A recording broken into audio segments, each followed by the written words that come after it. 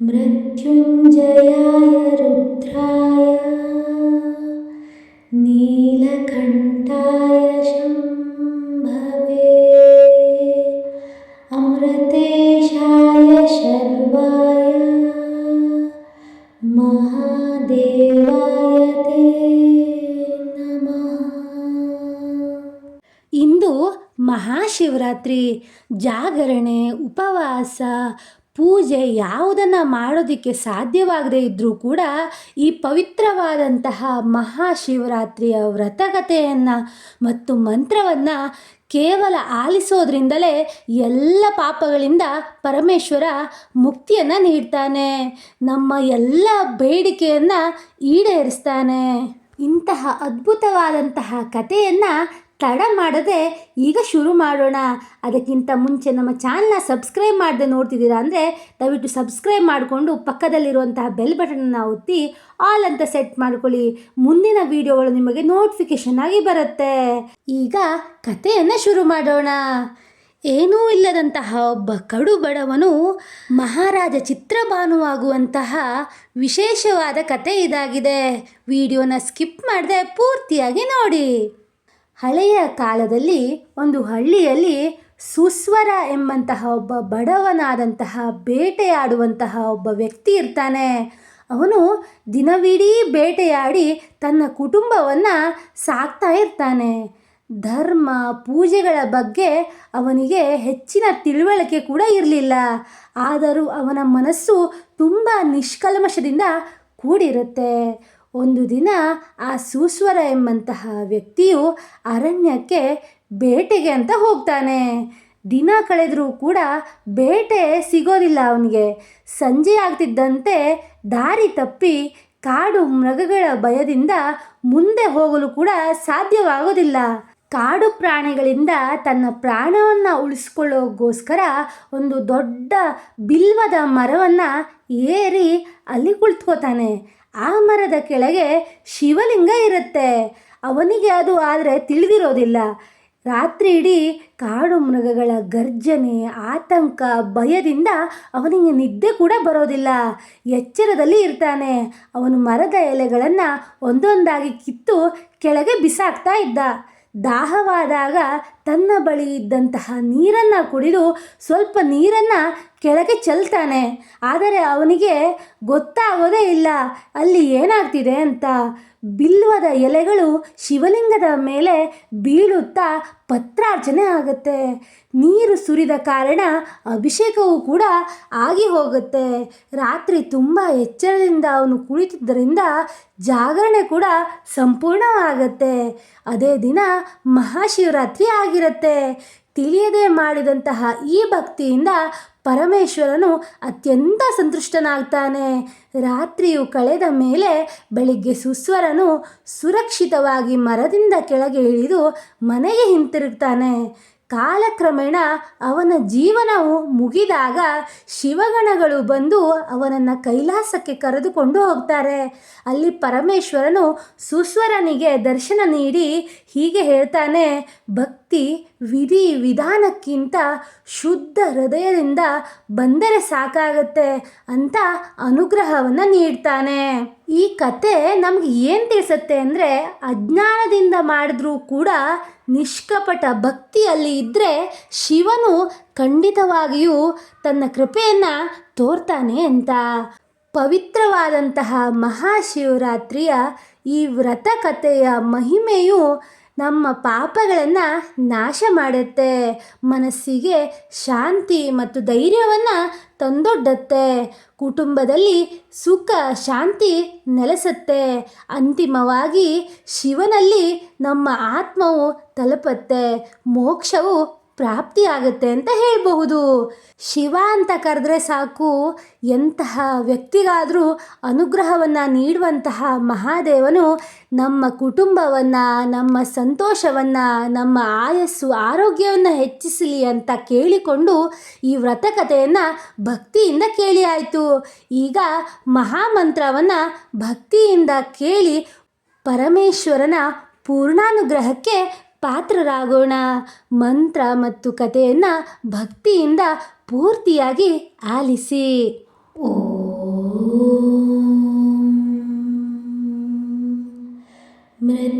ಮೃತ್ಯುಂಜಯಾಯ ರುದ್ರಾಯ ನೀಲಕಂಠಾಯ ಶಂಭವೇ ಅಮೃತೇಶಾಯ ಶರ್ವಾಯ ಮಹಾದೇವಾಯ ತೇ ನಮಃ.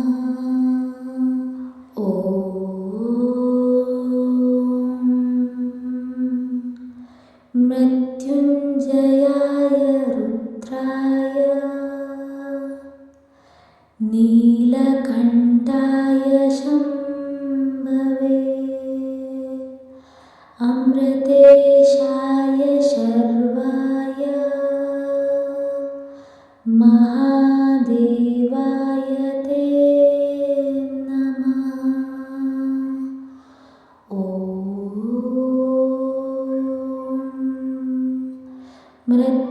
ಮೃತ್ಯುಂಜಯಾಯ ರುದ್ರಾಯ ನೀಲಕಂಠಾಯ ಶಂಭವೇ ಅಮೃತೇಶಾಯ ಶರ್ವಾಯ ಮಹಾದೇವಾಯ ತೇ ನಮಃ.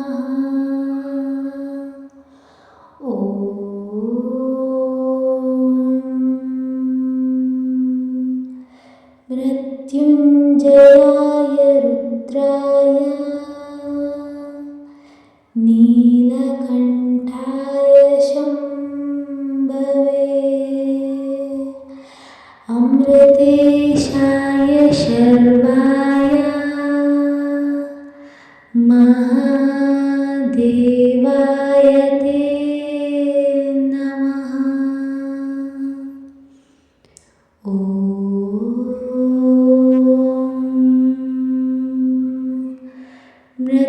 ಮೃತ್ಯುಂಜಯಾಯ ರುದ್ರಾಯ ನೀಲಕಂಠಾಯ ಶಂಭವೇ ಅಮೃತೇಶಾಯ ಶರ್ವಾಯ ಮಹಾದೇವಾಯ ತೇ ನಮಃ.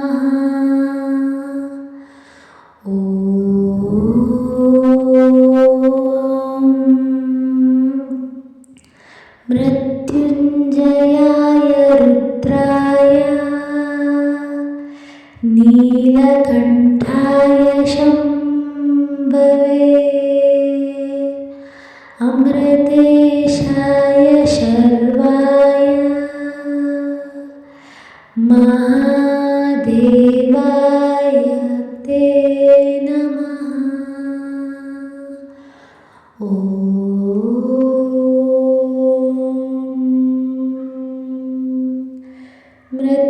ಮೃತ್ಯುಂಜಯಾಯ ರುದ್ರಾಯ ನೀಲಕಂಠಾಯ ಶಂಭವೇ ಅಮೃತೇಶಾಯ ಶರ್ವಾಯ ಮಹಾದೇವಾಯ ತೇ ನಮಃ.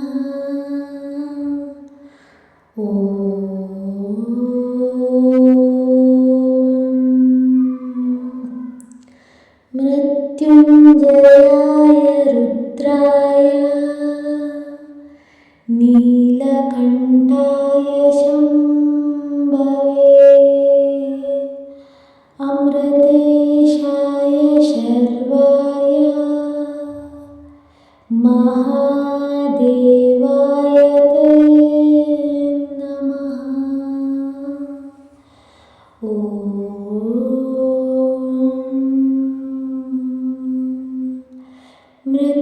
ಮೃತ್ಯುಂಜಯಾಯ ರುದ್ರಾಯ ನೀಲಕಂಠಾಯ ಶಂಭವೇ ಅಮೃತೇಶಾಯ ಶರ್ವಾಯ ಮಹಾದೇವಾಯ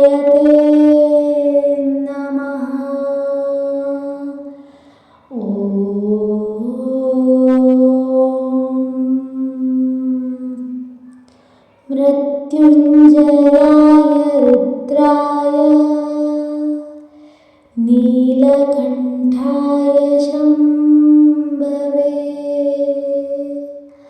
अमृतेशाय शर्वाय महादेवाय ते नमः। ॐ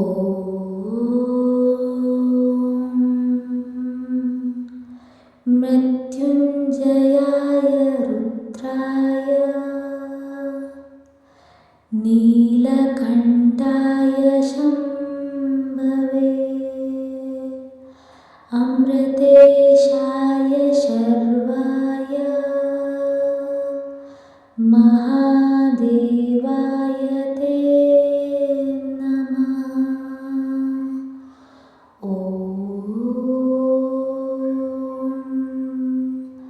मृत्युञ्जयाय रुद्राय नीलकण्ठाय शम्भवे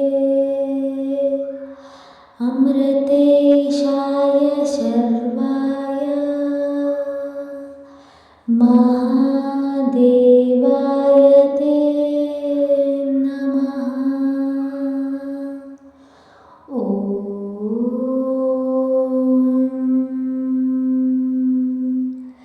मृत्युञ्जयाय रुद्राय नीलकण्ठाय शम्भवे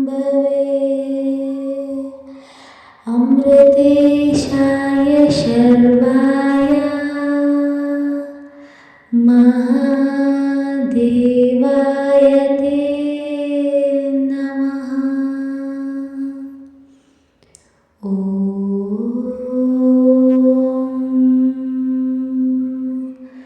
मृत्युञ्जयाय रुद्राय नीलकण्ठाय शम्भवे अमृतेशाय शर्वाय महादेवाय ते नमः। ॐ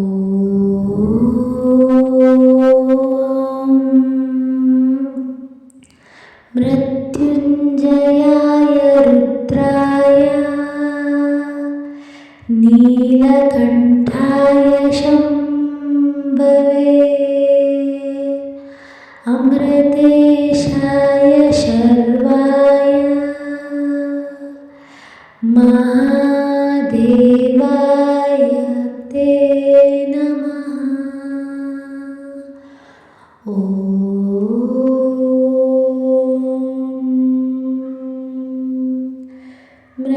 मृत्युञ्जयाय रुद्राय नीलकण्ठाय शम्भवे अमृतेशाय शर्वाय महादेवाय ते नमः। ॐ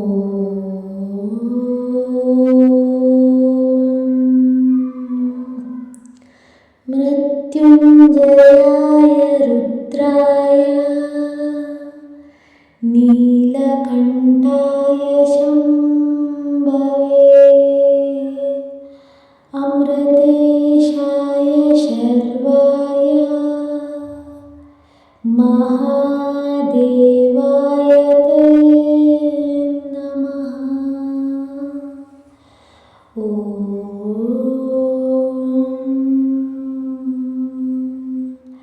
मृत्युञ्जयाय रुद्राय नीलकण्ठाय शम्भवे अमृतेशाय शर्वाय महादेवाय ते नमः। ॐ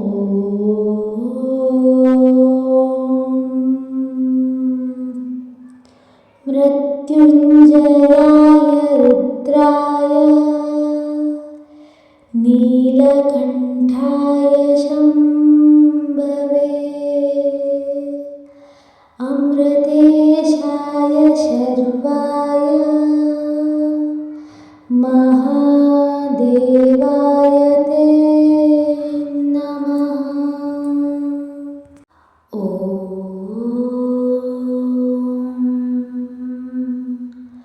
मृत्युञ्जयाय रुद्राय नीलकण्ठाय शम्भवे अमृतेशाय शर्वाय महादेवाय ते नमः। ॐ मृत्युञ्जयाय रुद्राय नीलकण्ठाय शम्भवे अमृतेशाय शर्वाय महादेवाय ते नमः।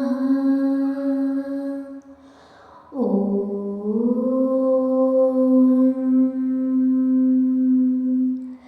मृत्युञ्जयाय रुद्राय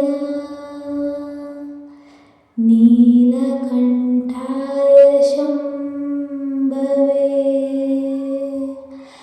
अमृतेशाय शर्वाय महादेवाय ते नमः। ॐ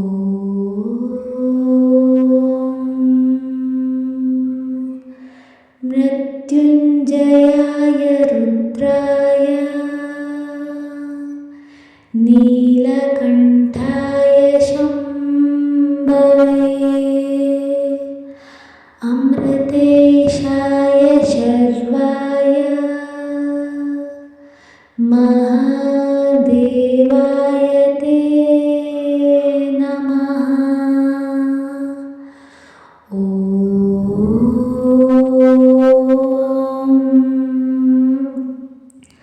मृत्युञ्जयाय रुद्राय नीलकण्ठाय शम्भवे अमृतेशाय शर्वाय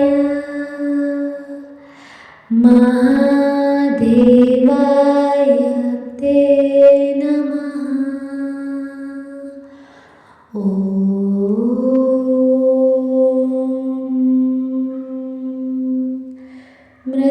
मृत्युञ्जयाय रुद्राय नीलकण्ठाय शम्भवे